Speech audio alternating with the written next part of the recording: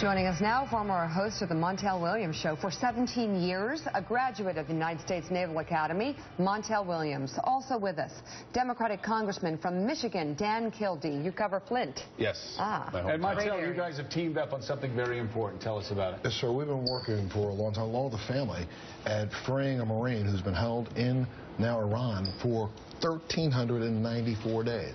This is the longest held U.S. prisoner in Iran. He was sentenced to death when he first went there. And you got to understand the story because people don't really get it. This is a U.S. citizen born here in the United States. Amir Hekmati served in the United States Marine Corps, served with distinction. As a matter of fact, after his term was over, he went back and served as a translator. So then he comes back here to the United States. He's the eldest male in his family. His grandmother is extremely ill. He applies to get a visa to go to Iran legally. He tells them, let me let you know, I served in the U.S. military. Is it okay if I come? They said, yes, come. He's on the ground for 2 weeks. They arrest him. They charge him with espionage and sentence him to death. And what evidence? On what evidence? There really was no evidence. In fact, the espionage charge was ultimately set aside along with the death penalty.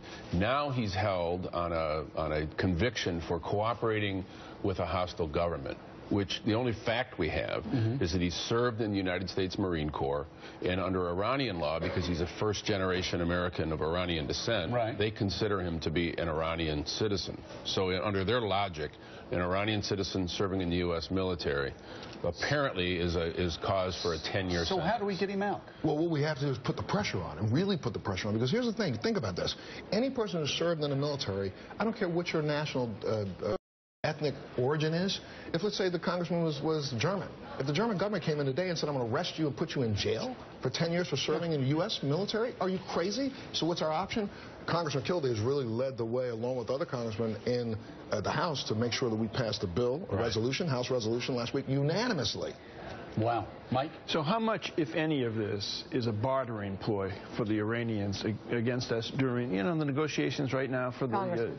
It's tough because it probably is. We don't want, though, ever to have the freedom of these innocent Americans. There are two others, and maybe a third. We don't ever want them to be exchanged for a concession that makes the world a less safe place. So we have resisted any temptation to introduce the freedom of these Americans into the negotiations. The fact that the negotiations are happening, of course, provides the space for bilateral discussion that has never occurred before. So it's a fine line we're trying to walk. And we have to say right now, honestly, Amir himself, this is a Marine right here who said, listen to me, I don't care what you do with me, do not include me in these negotiations. I will stay here for life. Now tell me about what you're planning with this. The family must be undergoing just unspeakable suffering. You are holding a fundraiser, or what's happening? Yes, if people go up right now on, it's really going to go up on giveforward.com/free Amir. This family's been doing all this out of their own pocket for the last 3.5 years.